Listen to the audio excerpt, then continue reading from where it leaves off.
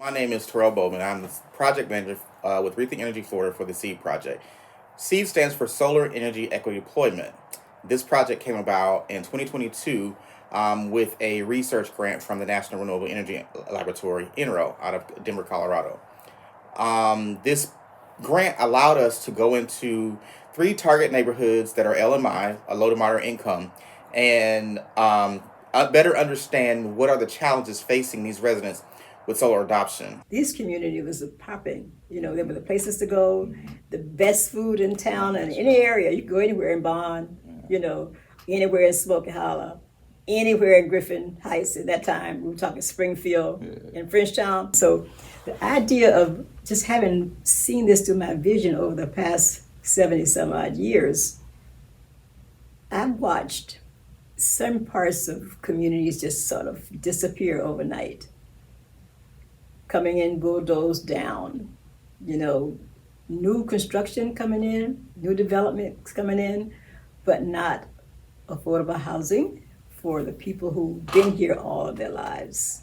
When we first started out, the project was simply to how do we get 25 residents to adopt solar on their residences. And as we got into doing our boots on the ground, door-to-door knocking, meeting with community members, stakeholders, better understanding what the challenges were, we realized that solar was not their primary concern.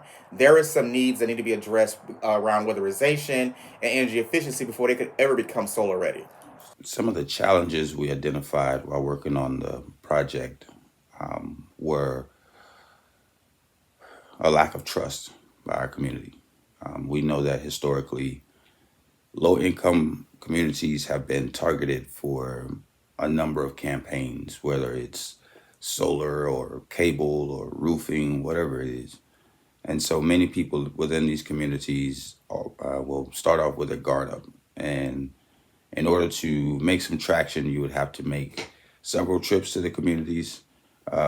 People need to see you out and about, and eventually someone will allow you to do an assessment, and then everyone will kind of go to that person to see how things went and get their feedback, and then you'll start to see others may open up. Solar panels are a great way of the future, but our focus right now is really on providing education to our residents about how they can reduce their energy burden.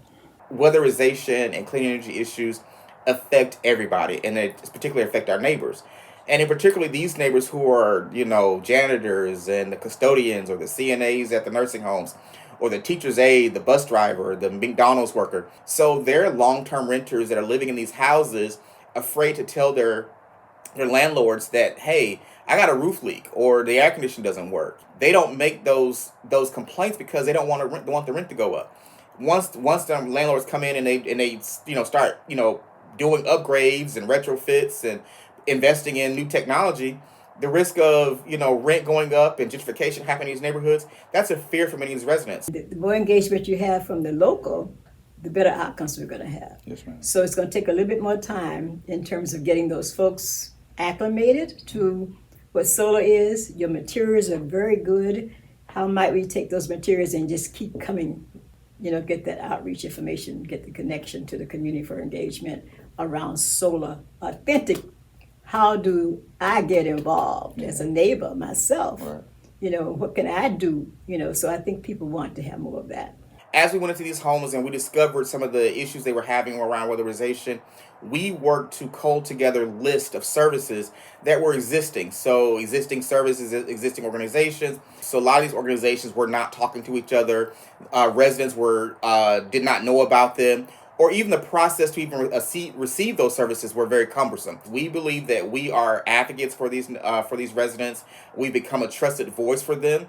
So when they see us coming, they hey, I got a question. I need to know what's going on. I didn't hear back from somebody. Can you make a phone call for me? We came up with this wonderful calculation of sort of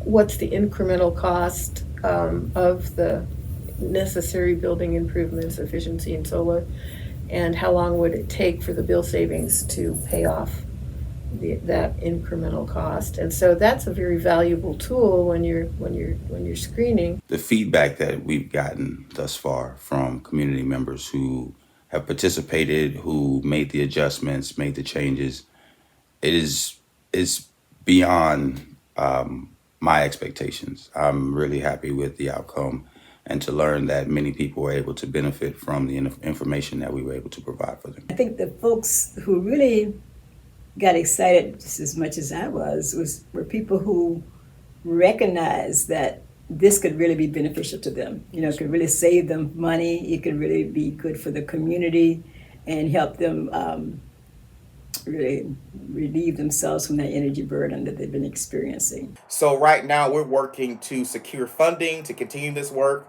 so that we can go back and not only help those residents, but expand the project into other neighborhoods in Tallahassee, in the region, throughout the state and the Southeast region. I think about seed. I think just the word itself, sowing seeds, putting in the seeds and putting in the work. So I think that's what a lot of our ancestors did.